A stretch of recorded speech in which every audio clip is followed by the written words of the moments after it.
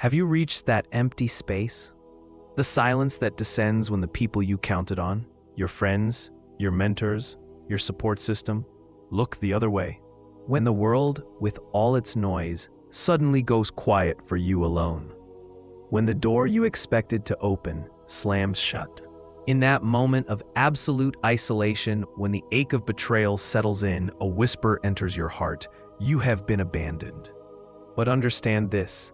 The failure of the dunya to satisfy you, the failure of mankind to stay with you, the failure of every plan to work out, this is not a curse. This is a gift. This is the divine design that pushes you from the lowest point to the highest.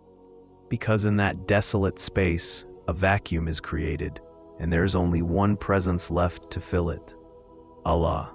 This world, the dunya, was never meant to be your comfortable home. It was designed to break your heart so that you may return to the only one who can truly mend it. When you lose a worldly prop, a relationship, a job, a reputation, you are not losing everything. You are being forced to lean on the only pillar that never moves.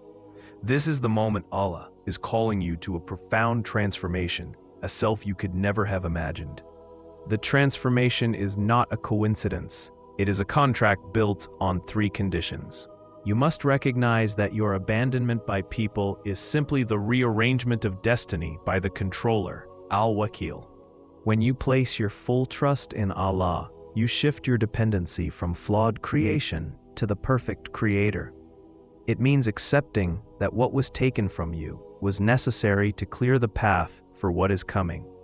Allah asks us in the Quran, "Is not Allah sufficient for His servant?" The answer is yes. He is more than sufficient. He is the one who took Prophet Yusuf alayhi salam from the bottom of a well, abandoned by his own brothers, and elevated him to the treasurer of Egypt. Your low point is simply the well from which your elevation will begin.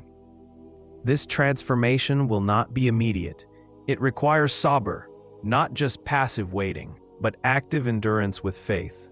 It means that when the pain is heaviest, your first action is prayer, not panic. Your response to the test determines your reward. The Prophet Muhammad, peace and blessings be upon him, said, "No fatigue, nor disease, nor sorrow, nor sadness, nor hurt, nor distress befalls a Muslim, but Allah will remove some of his sins because of it." The suffering itself is the cleanser. You are not just enduring a trial. You are being purified for the new, better version of yourself that Allah is preparing.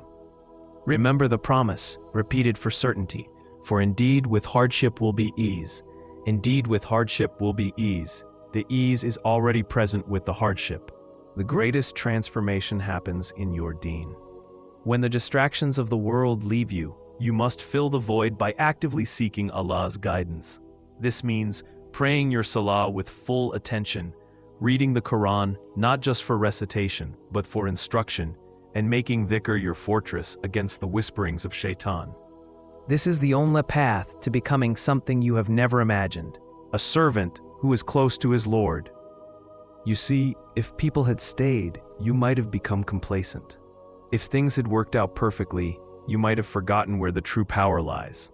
The abandonment you felt was the mercy of Allah, guiding you away from a fragile world and onto an unshakable path. He didn't take them away to punish you. He took them away to clear the room for himself. Hold fast to your faith. Be patient. Trust his plan.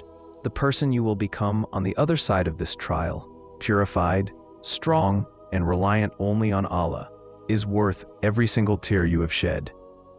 Allahu Akbar.